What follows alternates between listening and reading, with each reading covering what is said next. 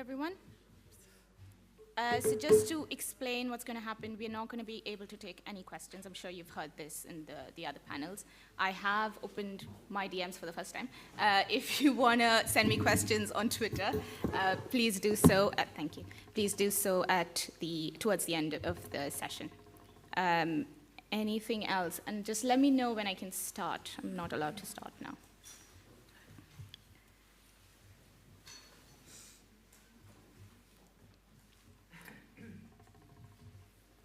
All right. Hello, everybody. Welcome to the third day. So I've been here for the first time, and it's been an absolute pleasure to be part of the International Journalism Festival and in Perugia. So today's panel is about a sustainable future of newsrooms. My name is Shweta Bhandary. I lead the digital growth program within GNI, that's Google News Initiative, for Europe, the Middle East, and Africa. So what we're going to do here today is I'm going to kick off with a couple of questions. Each of the panelists will give a quick introduction themselves, and then we'll start rolling. And again, if you have any questions during the session, just DM me, and I'll keep reading them out if I can figure out Twitter by then. All right, so the way people consume news and digital information continues to evolve. Newsrooms, whether print, legacy, broadcast, or digitally native, are evolving faster than expected. So how much of this change is actually sustainable, and for how long? So this is what we're going to be talking about today and delving deeper into. Again, thank you to the IJF for giving me the opportunity to be moderating a panel made of absolutely incredible women. To my left, I have Tara Lajumoke, Managing Director at the FT Strategies, which is the sister firm of the Financial Times.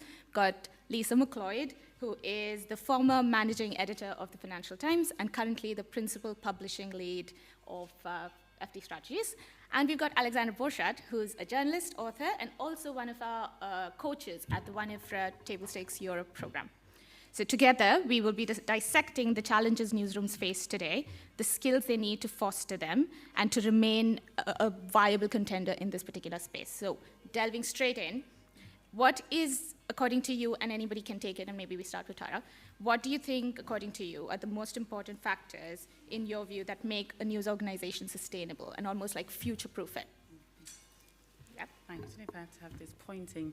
Thank you so much, Shweta, and thank you to the host of the conference for having me on the panel with these amazing forces.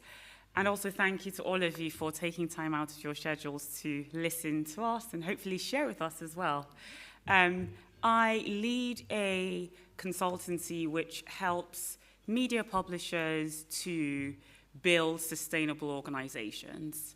So to figure out how to continue to fulfill their long-term missions, whether it's providing independent quality journalism or trusted facts and insight to the societies that they serve.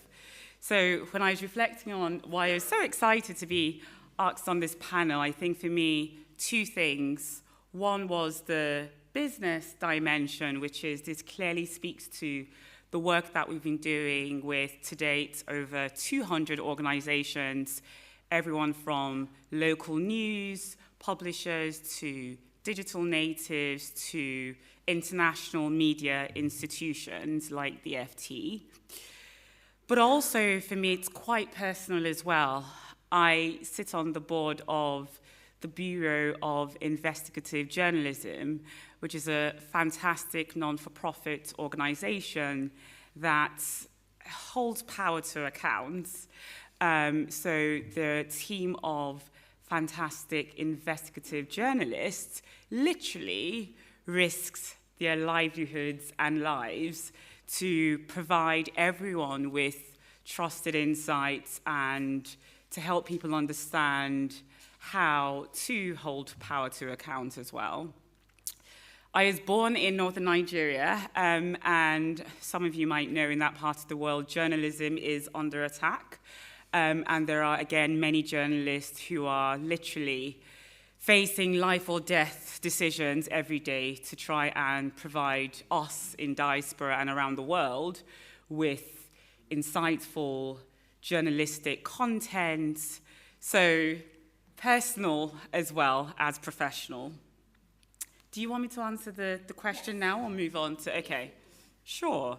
So what are the most important factors? My goodness, there is a very, very long list, as you can imagine, but I've got such distinguished minds on me, so I'll keep it to two, as I'm sure they will cover many more. I think, for me, the first thing really starts with customer centricity. And we were having a debate earlier over breakfast around, is it reader centricity, is it customer? You know, whatever the label you use, ultimately, it's about going back to first principles to understand who is it that you are trying to reach, what is the content that will engage that audience, and how do you do that in a sustainable way where you are able to stay true to your mission, but also able to build a long-term relationship that allows you to generate value, whether it's commercial value, reputational value, etc., that can be reinvested into your organization. So as an example, we work with many publishers, and some of them are predominantly advertising-centric in terms of their revenue model. And we often say, there is no panacea where it's, it's all about maximizing advertising or subscriptions or donations or events. It is about being able to build a diversified revenue portfolio that allows you to thrive. And to do that, you need to understand who is helping you generate that revenue. So if it's about subscriptions, reader revenue, who are those readers? What do they care about? How do they consume your content? When do they consume your content? Same goes for advertising. How can you differentiate your proposition in what is an increasingly competitive advertising landscape?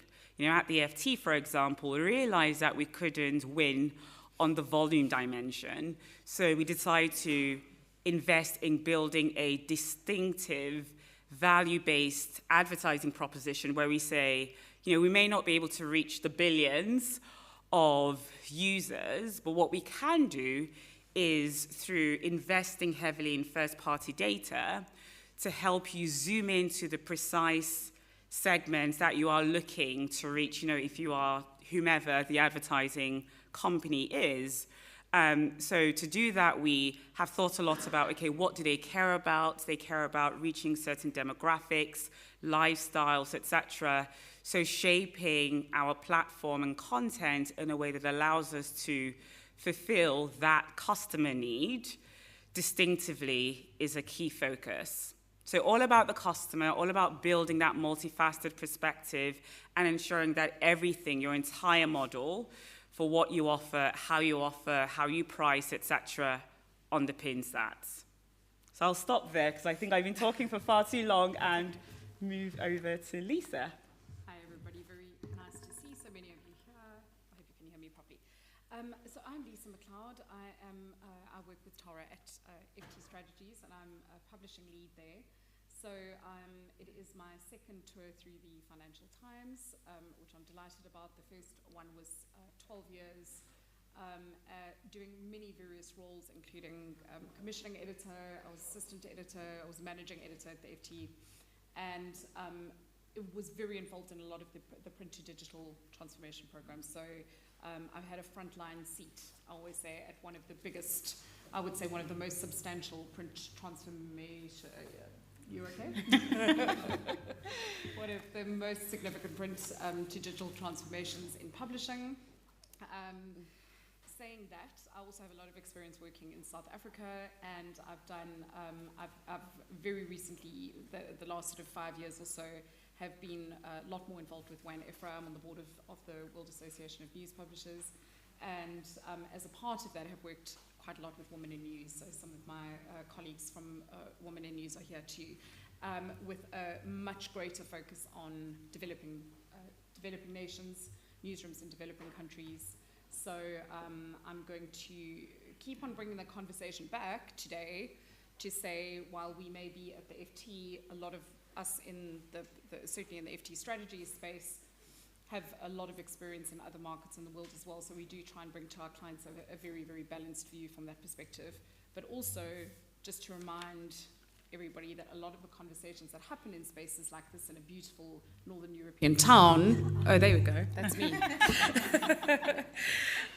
In such a beautiful Northern European town, a lot of the conversations are happening among publishers that have money and actually do have a sustainable future.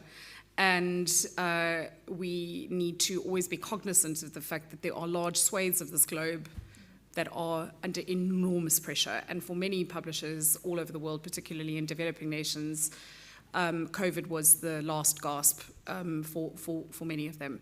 So I just think that's something that we do need to be aware of. So in terms of what are the most important factors that make a news organization sustainable, in addition to things like strong and visionary leadership and management, in addition to very good financial situation, I mean, these are all the things that everybody hopes for. As I said, I think depending on where you are in the world, those factors change from being, we'd like to increase our profit by 10 or 15% this year, or we'd like to return X amount of dividends to shareholders, to we'd be over the moon if we could break even. So it really just does depend on where you are in the world and what the pressures are. So things like working in environments that have a high degree of press freedom, as we know, it's a lot of the conversations that have been had over the last few days, a good economy, a high GDP per capita, access to data. I mean, coming from South Africa and working with many of the African newsrooms, for example, part of the reason that people can't access news is because of the costs of data. So data is a massive barrier to actually being able to access the news in an efficient way, to be able to watch news and listen to podcasts, et cetera. So these are the kind of things that we always think about. And then, as I said, I think it's very, very important to remember that while not all newsrooms are equal, certainly we've been involved in a sustainability study very recently where we've done lots and lots of work with newsrooms all over the world. And the things that do make newsrooms sustainable are nevertheless the principles of good journalism underpinning whatever it is that people are doing. I often have publishers saying, well, I don't know how we're supposed to compete because, this website is giving everything away for free. They're doing exactly the same content as us. And therein lies the problem. I mean, if you're doing exactly the same content as the free websites, then you need to think about what your reason for being is and what is your USP. What are you going to do that's different and better and in some way more valuable to your audience than the pile 'em high, sell 'em cheap advertising propositions? So that's something that we'll talk a little bit more about. That was a long intro. Over to you, Alex. Yes, hi, good morning, everyone, or it's almost the middle of the day. Alexandra, I spent more than 25 years in newsrooms of major German media brands, 15 of these in leadership roles. I was managing editor of Süddeutsche Zeitung, which is the biggest German quality daily, and then I went to Oxford to the Reuters Institute for the study of journalism and built up leadership programs for senior media managers and editors, and this is where I really broadened my international network too, to bring home all this knowledge that's spread out all over the world. And these days I'm engaged in several projects, and the biggest one is, as Shweta already mentioned, the Table Stakes Europe program, which sounds weird. Table stakes, this is a term that comes from poker, but don't let yourself distract by that term. It's actually a program that fosters performance-driven change. So that means it gives newsrooms the tools to drive change, and it's a program that works. With all my experience in newsrooms, I can really say it works. I've been a coach now in the third year. We've had more than 60 publishers all over Europe participating in this program now.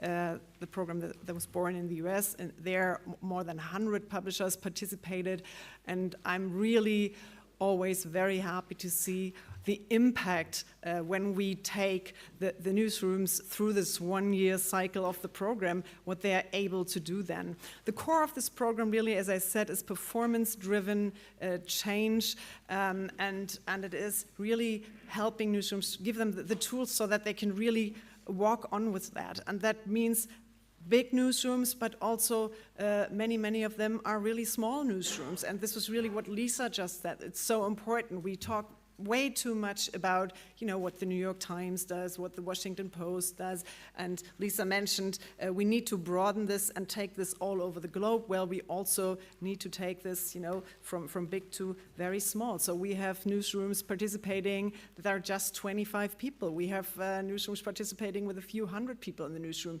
and everyone is able to drive change. This is really the core lesson that this program has already also taught me. You can start from a very different perspective. And now I'm getting to the things that are important to drive change. It's actually the willingness to change. And no matter where you are in the hierarchy, whether you are the CEO or you are just a team leader somewhere, everyone can start to drive change, and that's an important lesson. But you have to know, you have to build allies, you have to build winning coalitions, you have to start to experiment and really to create little success stories to convince others. And this is really about building coalitions inside an organization to drive the change. And when you have all these small success stories, you can walk up to your CEO or to your next boss and say, look, this works. Don't you want to try this with us? So it's more like it's a possibility also to drive change from maybe not the bottom of the organization, but change within the organization to win over people. But that's the willingness to change is not the only thing. You also need the tools. And very often tools are misunderstood as being some sort of tech, some sort of miracle tech, data, dashboard, whatever, that gives you all the insights to drive change. No, actually, tools can be just very hands-on. Like, for example, if you sort of map the supporters and the opponents in your organization, you might block change and think about strategies how to win them over. If you define your mission, but then also develop the strategy to reach your mission. So very, very simple tools that can help you to really have an effect and have an impact in your organization. I think the most important thing, obviously, is the audience centricity. We already talked about that, but willingness to change toward that audience centricity or customer centricity is really key to change. Thank you, everybody. So now, I think each of you have touched on the idea of a local newsroom and a large newsroom, and often it gets muddied. We kind of group everyone together, and the challenge is that the local newsroom faces versus what a large newsroom faces is quite different. So where do you think there are synergies, and where do you think there are differences? So in terms of organizational challenges, in terms of innovation, it's not always resources. So what do you think are some of the major factors where the two differ, how a newsroom operates from a local perspective versus a national, international news org? Anyone can take it, whoever wants to take it. Lisa? I don't mind. I can have a little comment about it just to start. I mean, I think leadership and management is most certainly a thing. It's a really interesting question because we've spent a lot of time thinking about how to actually divide up newsroom types and different kinds of organizations, whether that is through the way that they actually make money. I mean, is a membership organization very distinct from an organization that is very advertising driven? I think there are commonalities across those, but a lot of thought is going into trying to understand the difference between these and what drives them differently. I mean, I think I don't think you can have that discussion when we think about, say, for example, local and national or big and small without thinking about resources and the extreme difficulty that is faced when attempting, for example, to deal with declining print, if that is a very big revenue driver or perhaps a traditional broadcast organization to become a lot more of a digital organization. I have seen time and time again, the way that companies are owned has a great impact on how they are run. I've seen many occasions where, for example, publicly listed companies that actually do have shareholders taking a lot of profits and paying it out in dividends, for example. Now, that's all well and good because that's what shareholders want. But to actually effect transition properly, there is a period, and sometimes a very lengthy period of reinvestment. And that is something that doesn't routinely happen in this industry. So when the money is going out the side door, back to the investors, the newsroom ends up suffering at the end of the day because basically that investment is not going back into the newsroom. So differences are endless, really, I suppose, in terms of staff, in terms of capacity building, in terms of skills, in terms of ability to hire, in terms of ability to attract talent, in terms of the actual investment that's sitting, in terms of the tools that are available to people. But the successful newsrooms, regardless of size, are organized, very focused on their mission, as you said. I think that those are things that we see, big or small, understand their audiences very well and understand their mission very, very well and are able to deliver that very well. So whether that's a membership organization or a reader revenue or even advertising. I mean, we're all saying, well, advertising is dead. There are plenty of publishers that are making a lot of money out of advertising still because they understand their audiences and they're selling their advertising in a very spectacular way. So, that's no bad thing if it's going to work either.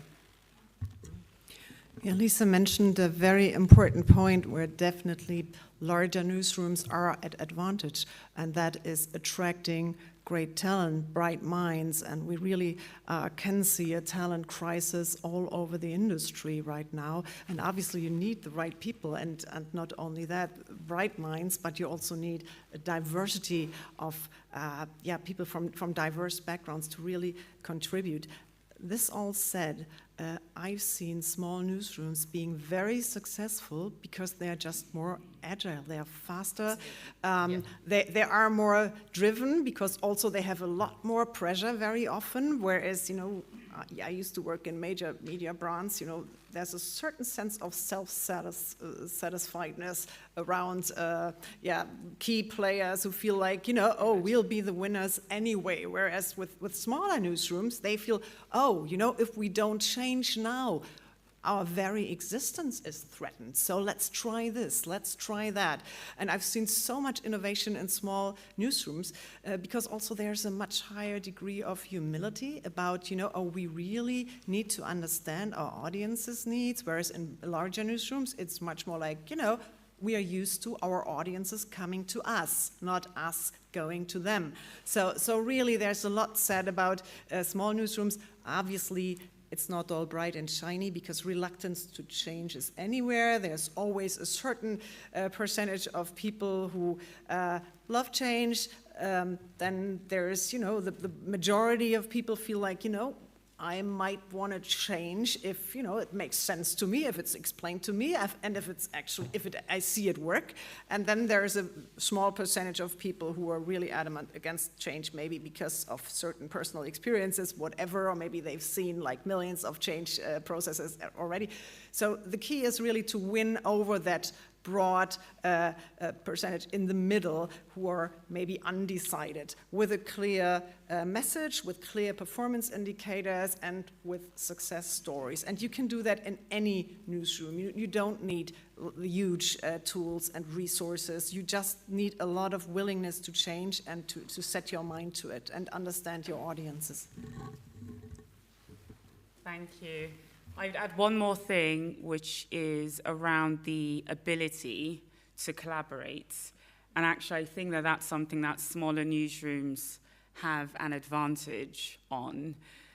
So we see often in a lot of the larger organizations that we work with quite deep silos, specialties, which then manifest as specific departmental agendas, right? And we know that sustainability is a multifaceted, a complex problem that requires a broad range of skills.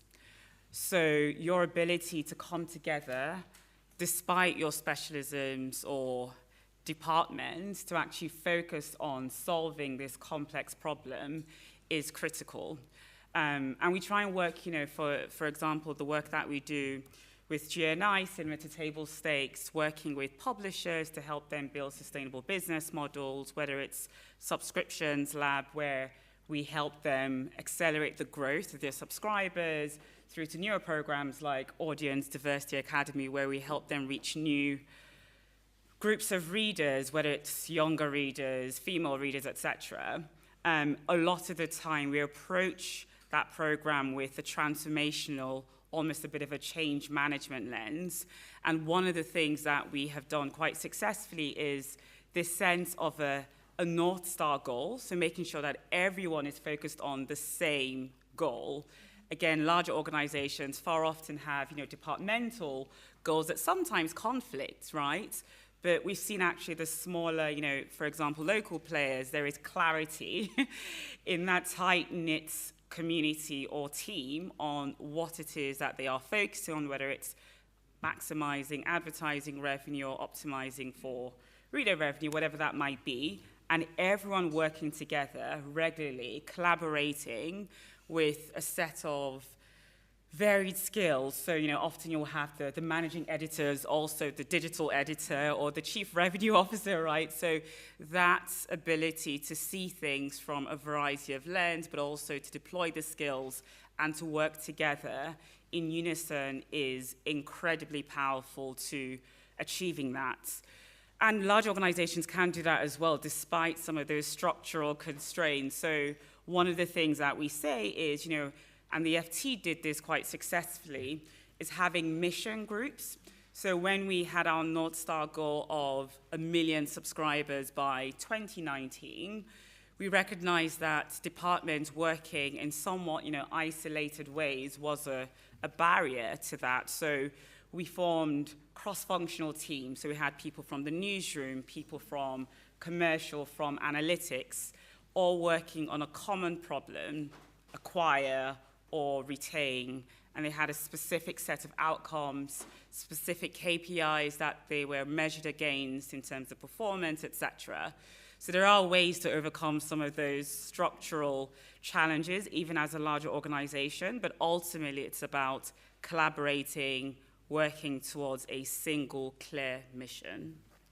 So be agile, willing to change, and be willing to have a collaborative mindset. So Alexandra, I know you've written a lot about DEI and diversity, equity, and inclusion, just women in the newsroom, and Lisa, you work with the women's group as well, and we are all working on trying to start a new lab on audience diversity. So coming to the subject of collaboration and what it takes to make a newsroom successful, how do you think journalists in more practical ways can actually work with the commercial side of an organization to bring about change, but also in a sustainable fashion? If Alexandra, you want to start, and then free for all. Yeah, what we do in the Table Stakes program is we encourage publishers to form, or newsrooms to form mini publisher teams. The word publisher is in there for a reason, because the publisher feels responsible for an outcome. A mini publisher team, usually in the Table Stakes terminology, centers around a particular audience. This could be young families and their needs. This could be an audience that's interested in building, living in property. But you could also create a mini publisher team around a different product, like serving the digitally activating the print audience, for example. So just a team that is cross-functional with functions from all over the place, from commercial, from the newsroom, from data. And the key is for this team to take ownership for results, so to feel really responsible to drive results, and then to think, delegate responsibility to that team, and then that team can come up with the different ways to serve their particular audience. May this be a newsletter, or may this be a podcast, to engage with partners from outside the organization to drive the results.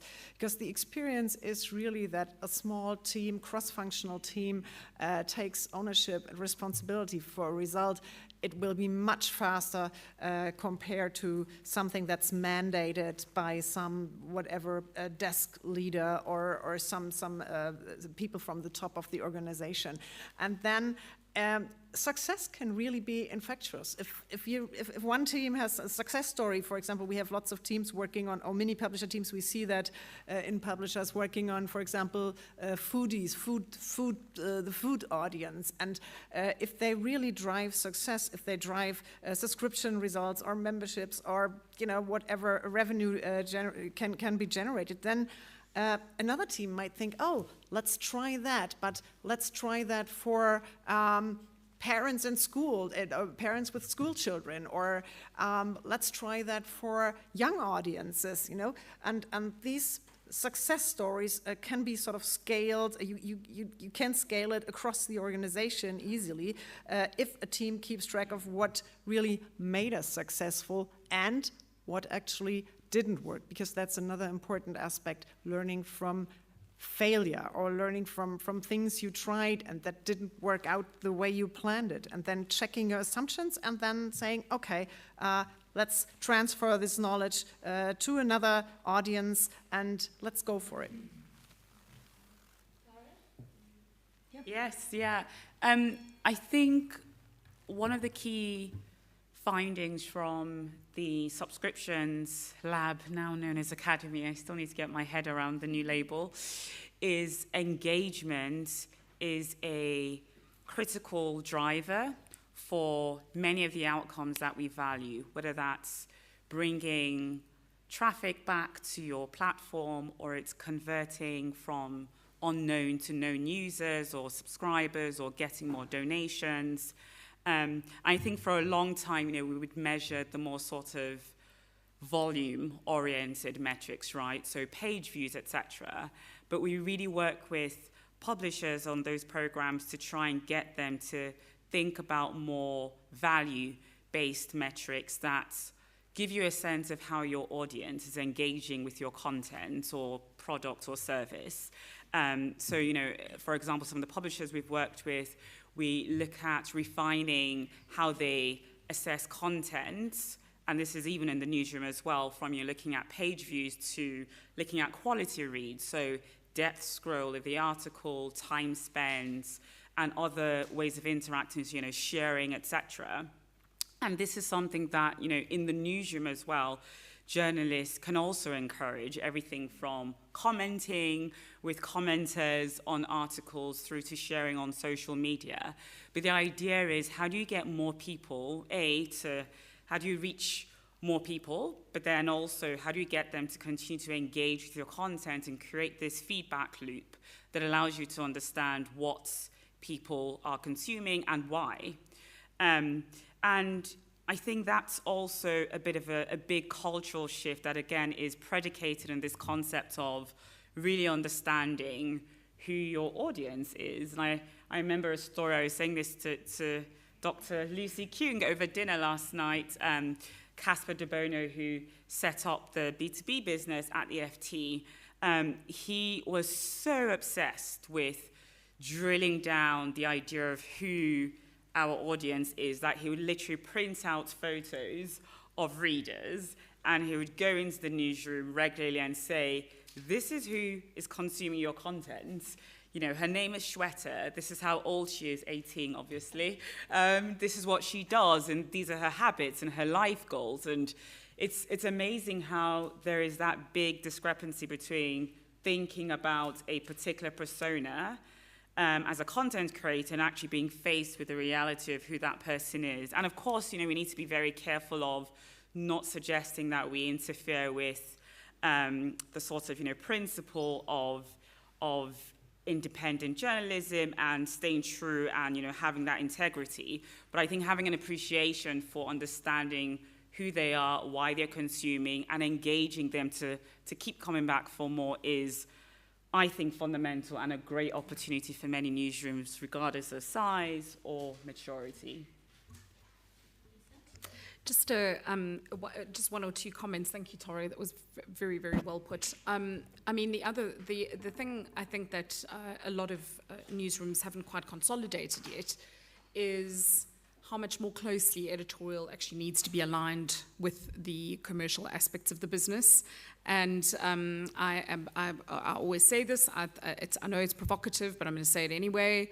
I'm still of the opinion that part of the reason we have been so immensely sluggish about changing as an industry and meeting some of the challenges is because there is a huge divide in our companies that we've built into our companies for a very good reason, the editorial independence, that many publishing companies have not yet managed to find a way to actually bring the producers of the goods that we sell, i.e. your newspapers or your content or stories or whatever, closer together with the people who are selling that, whether that be your B2B division or your reader revenue division or your advertising division for that matter. So I'm not suggesting for 1 minute that journalists and advertisers should be sitting and having lunch together, but I am suggesting that wall that was very deliberately built has also been taken to mean that it is not the job of journalists to think about the financial health of the companies that they work in. And that means that a large part of the workforce is very detached from the reality of what is going on in our companies. Not a large part of the most important part of the workforce is completely detached. It's not my job, it's not my business, this is not my problem. And as a result of that, there's often a lack of cooperation. And as you said, Tara, these deep silos emerge. It's very, very difficult to get people. So when we're talking about mini teams or we're talking about missions, editorial has to be very, very closely integrated into those mission groups, right from the word go, right to the end of that process, whatever that may be. If it's a project, if it's a new structure that's being set up, editorial has to be intimately involved with finance, with sales, with product, very, very importantly. I'm sure many of you went to the Mclard conversation earlier this week about the importance of product being very, very central to this. And then just very quickly, the other thing is, the second part of that is, if we can get editorial to collaborate and collaborate much more closely with the rest of the business, for editorial to be very heavily involved in the financials or the commercial reality of the business, the next thing is, how do journalists actually contribute to that? So when we talk about KPIs for journalists leading to the overall goal or mission of that particular company, how do you measure what it is that they are doing?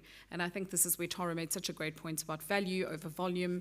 We have for a very long time told journalists that it's clicks, right? So we've worked with a lot of clients that are completely click focused, and you know, in many situations, but the biggest fears did come true. If you're going to chase clicks, you are in a race to the bottom for quality, and that has become true for many publishers. Now we're sort of changing the message and saying advertising has just gone off a cliff. Digital advertising is a very, very dangerous game to be playing right now. We've got the death of cookies coming up because of the privacy concerns. So what is going to be next? We need to focus back on the reader. We need to focus back on volume. On value, get away from the volume metrics. So how do you inspire journalists? And I think that it's quite a big change in the messaging, but also a very, very important one, because we actually are going back to quality. I mean, this is the thing. This is really about switching back to quality and thinking about how to really, really create audiences that are valuable audiences, not pile them high, sell them cheap audiences. It's better to have one reader consume 5 pages. That's the essence of engagement. Than have 5 readers consume 1 page. Okay, you're going to get the same amount of page impressions, but the engagement is that much more valuable at the end of the day. That was my short comment on that. Love this question. I got called 18 years old again, so I'm like, I can be done now. So speaking of product, Lisa, because you brought up a very good point. What do you think, and this is for anybody, what do you think the role of data is within the newsroom? You know, whether it's analytics, the data integrity, the governance around data. How do you think that becomes a factor with respect to just building a more sustainable newsroom or news organization? I mean, I'll start quickly and then I'll pass over to Tara. I mean, I think it's absolutely important. Again, thinking about the different size newsrooms, one of the things that's very important is to understand, for example, I know Tara I'd like Tara to speak a little bit about some of the Financial Times metrics like RFE, for example, how we've used those to actually drive to 1.2 million subscribers. In smaller newsrooms, the question is really about finding a proxy for those kind of metrics. So what is the proxy for a quite advanced data science construction in a very, very small newsroom? So as we mentioned earlier, things like looking at returning visits, things like looking at recirculated traffic, things like looking at scroll depth, which we mentioned, dwell time. These are all engagement metrics. So it's about consumption per user, for example, rather than, and those are very good metrics that can proxy for much more advanced modeling on engagement. Sorry, Tara? That's okay. Or Alex? Do you want to go? You go first. Yeah, and my point would be that obviously data is absolutely essential because you need something to measure your success against, whether that is really audience engagement and it's about consuming news, or whether that is about achieving diversity, whatever. What doesn't get measured doesn't get done. I think by now that's a no-brainer. But very often lack of data is used as an excuse for not driving change at all.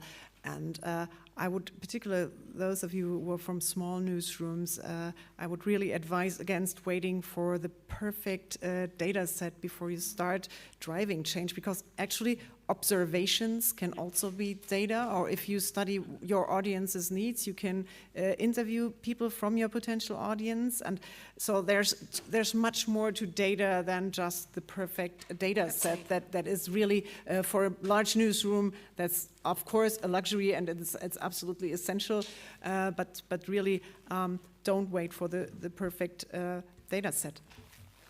Completely agree. I think that is such a crucial point.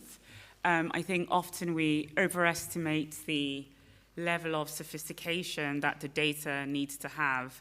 Another one of the programs that we work on is Digital Revenue Launchpad, and the goal there is to start a new digital revenue model. And the first phase is all about researching and testing. I think the assumption, particularly for the smaller publishers who join, is, like you said, we haven't got the level of sophistication that you'd find in the bigger organizations. But actually, many times, even at larger organizations like the FT, we will do very simple tests. FT Edits, which is our attempt to reach new audiences at a different price point. We called up 30 people and we spoke to them. We work with many publishers who say we have a churn problem and we need to analyze our propensity to churn model and do this and do that. And we're like, just call up your lapsed subscribers, ask them why they stopped engaging, or call those who've left. You find out so much from those qualitative conversations or observations. So to me, data is not, because we often say data-led. I think it's a guide. I think it's inspiration. But I think there's always a role for testing, for discussions, for intuition as well. I think on the data points, yes, we do use a number of methodologies for how we measure. We always say you have to measure what's important. You can't change what you don't measure. So there is a whole plethora of ways to do this. But as an example, one of the popular ways that we use is recency, frequency, and volume, RFV, which I'm sure some of you would have heard. And it's our attempt to try and understand how audiences are engaging with content. So how recently they consumed content, read an article, etc., the frequency of that, and how much of it.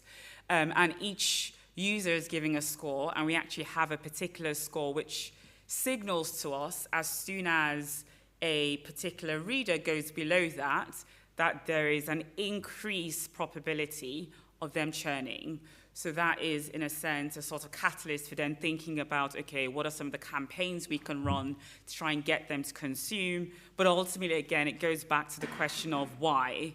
Why have they stopped consuming as much? Why are they scoring lower than the average? So I think having those insights is absolutely important. And the final thing I'll say on data is yes, the sort of process is important, the measurement and the metrics are important, but for me, the mindset is key.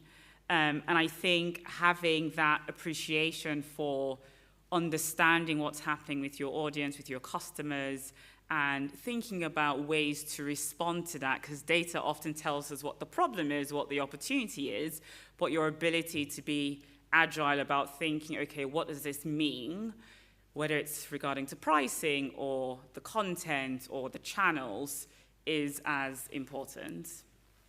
Yeah, I would like to add one more thing that is important, because data should be simple to understand, because the key thing is data needs to be used. If you have the most complicated metrics, fine, but if no one understands them, and even worse, if no one uses them, then you are lost. So it's really, really important to make it easy, accessible for everyone in the newsroom to understand what are the metrics and how can I act actually on them. That's it, and I'll make one final point and then pass on. That's a good point. So one of the things that we do at the FT is we send out every single week an audience engagement, I'm sure that's not the title, email to the entire organization, including the newsroom, and it has some of the interesting metrics for that week. It's called What We Did Well this week. What we did well this week. Thank you. A lot more simpler. What we did well. And it's so insightful and so powerful, right? So as you say, there are all these metrics that we have, RAV, lifetime value, etc. We just try and strip it back to its basic principles of, most viewed articles, articles with the highest quality reads, most shared articles. And we also talk about the implications of that as well. We're seeing more and more people engage on podcasts for a particular theme. So it's informative. So the point about making sure it's used and embraced on a day-to-day basis, I think, is really important. Thank you so much. So just to remind everyone, we're not taking questions. So if you can DM me, it's Shweta SB 1010. I will ask the panel questions. On Twitter. Oh, sorry, on Twitter. Keep forgetting that. So Lisa, you during your introduction, you did touch upon this, and it's something that's very close to my heart as well. Press freedom obviously is a threat in multiple countries. I come from a country that's struggling with this. But there seems to be a lot of focus on the global north and, everything that's going on in the US, or, we look at certain countries in a certain way and talk about newsrooms there and the way they are struggling. But there's a whole part of the continent that, the world that gets ignored. So what are your thoughts about the pressures and how they differ between the global north and global south, and why we should start focusing on underrepresented countries and continents almost? Yeah, I mean, the thing I think that we feel very acutely at Women in News, particularly, is that the newsrooms that actually need the most help don't really get it in the way that they should. The newsrooms that have the biggest job to do in terms of holding authority to account and checks and balances on power. Where there's a preponderance of newsrooms that are really, really suffering in countries with autocratic leaders and demagogues, etc. So it's a real worry that these smaller newsrooms that have a great difficulty in terms of their business models. And really, I say this with my hand on my heart, I'd love to actually be able to say that there is a silver bullet and there is some particular solution for this. Really, really battle to understand. They themselves really battle to understand what their business models are going to be, and anybody who is attempting to help them is really battling to understand what their business models are.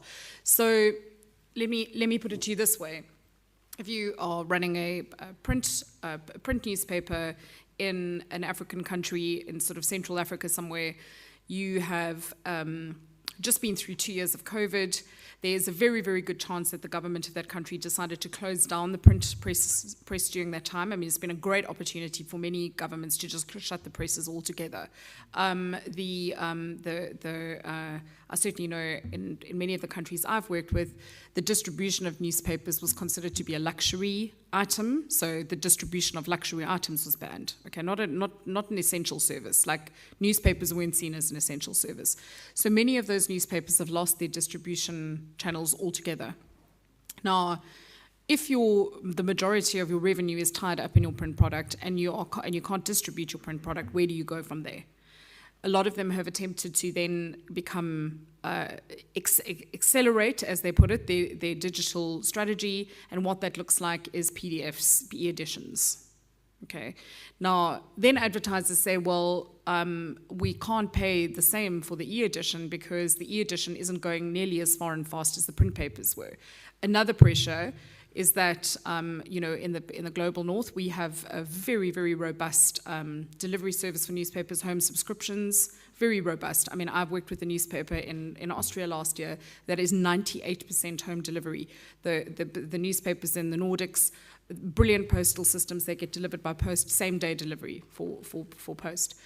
In Africa, these are all point-of-sale newspapers, so if you can't go out to the shop and there's no home delivery and you can't deliver newspapers even if you have got a subscription service, what actually happens to your business? It is literally in the toilet. I mean, there's literally nothing left of it. So I think, I just don't know that there's a very, very good grip on those kind of, I mean, when we're talking about financial pressures, we're not talking about a little bit of pressure. We're talking about catastrophic pressure on some of these newsrooms because the entire business model has been pulled out from underneath their feet. Many of them have not had cash flow, so 2 years of no sales, there's no cash flow. So how do you actually start up your print contracts again at the end of this? How do you buy paper? Paper is a massive problem. I don't know how much it's been spoken about at the conference, but the paper prices are going through the roof. So this is another huge impact. It's having a huge impact on publishing all over the place. So now we're sitting with 400 or 500 copies on an e-edition, and that's your business. That's the core of your business. What to do, guys? I mean, think about it. It's just not really sustainable. And those e-editions sometimes aren't paid for. It requires tech to actually be able to get them paid. They don't have paywalls. The first cost, as soon as there's a pressure on cost, the first thing that happens is that newsrooms get stripped. Okay, so that's short-term thinking out of desperation. Strip out the newsroom, now you've really got nothing to sell because you've got no good journalists left either. So what happens is that there's just this cycle, and those little newsrooms are really, really, really battling, or not even little, some of them are very, very big newsrooms, really battling just to stay afloat. That's why I'm saying we just don't forget about it. If there's a way that you can contribute, if you can give some training, if you can offer some of your time, get on a call, speak to some of the networks that are operating in the developing nations and do what you can for them, because it's absolutely vital that we do try and help. Otherwise, there will be we talk about news deserts in the US all the time, but nobody seems to be that bothered about Africa, South America, etc., etc. Thank you, Tom. Okay, that's me. No, perfect. Nothing to add to that. Perfect. So we've got a question from Jodie Fish.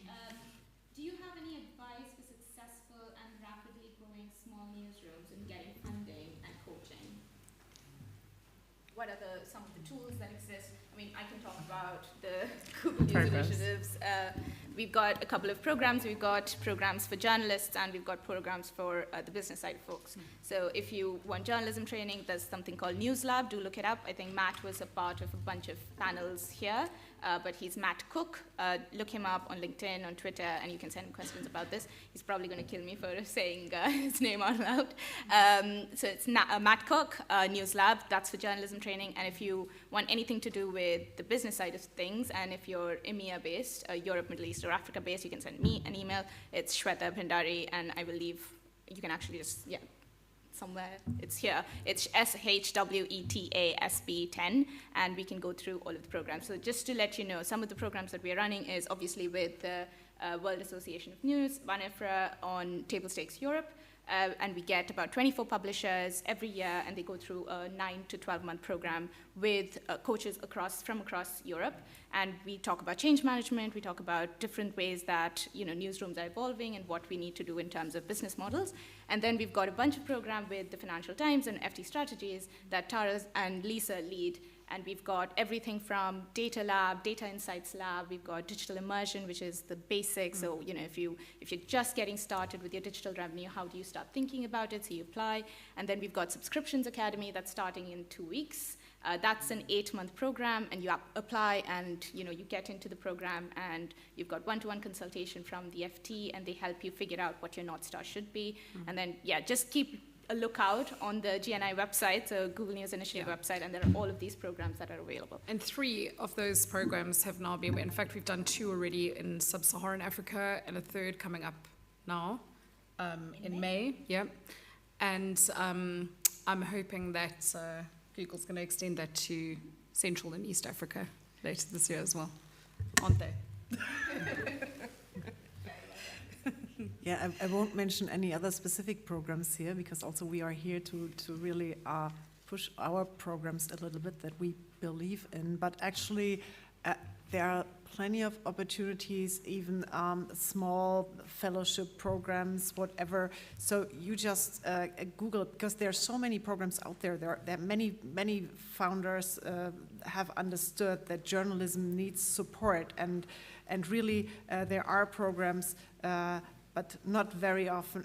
Very often, people just don't know about them and they don't apply for them. So really, there's some on EU level. There are plenty of programs out there. Thank you. I know we have about 6 minutes. I'm just going to ask one more question. If you have any other questions, again, DMs are open. I've never said that out loud, actually.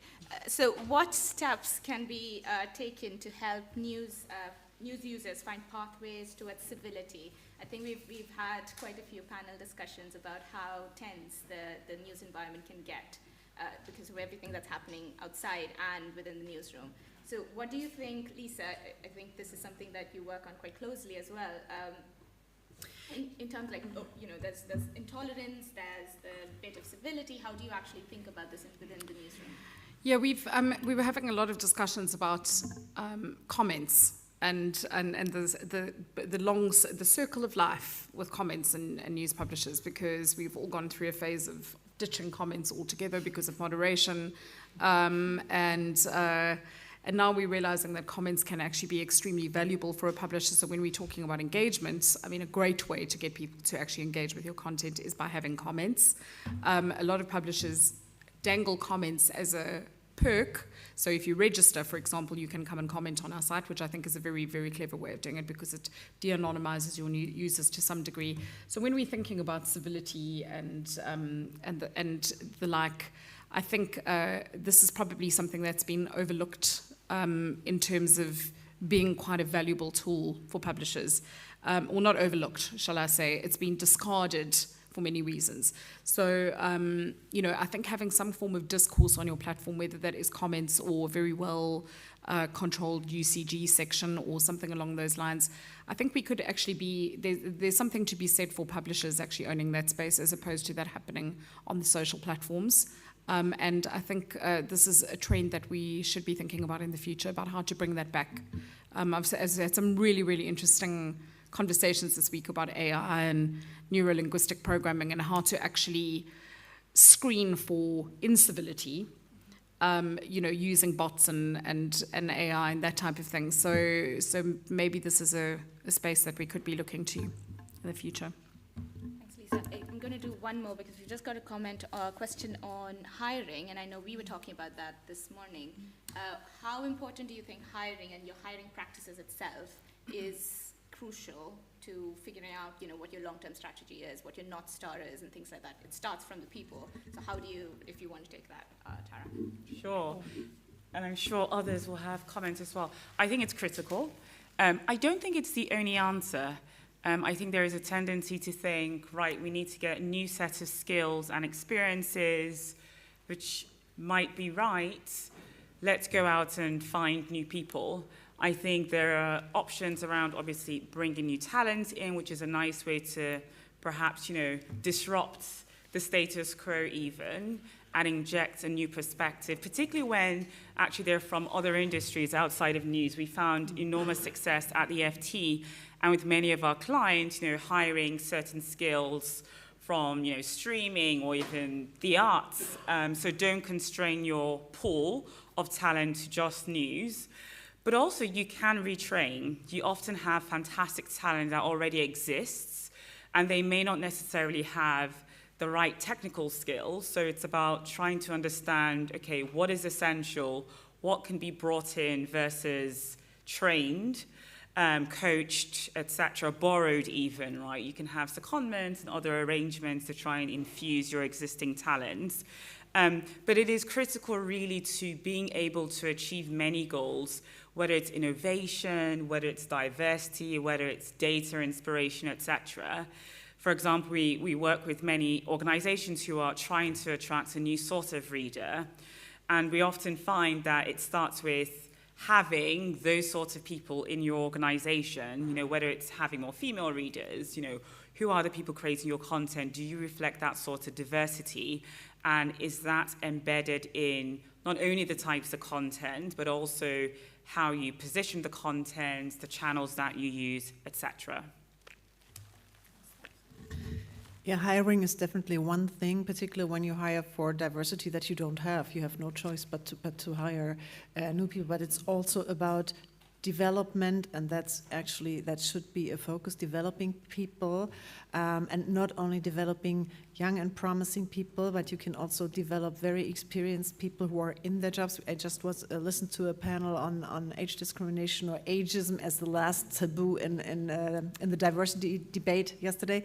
Found that very interesting. So really developing people is important also to prevent burnout, to prevent frustration, and to really bridge that generation gap that is in many newsrooms, where you have young digital talent and very journalistically experienced talent that might lack digital skills, because actually retention should be your focus. If you have really bright minds, motivated people who want to drive change, you need to develop them to really retain them. It's so much more expensive to hire someone new than to have someone who you can develop.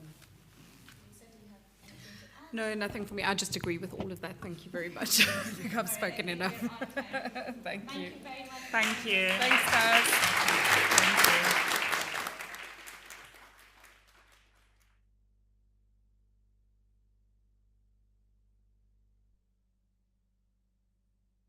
I can just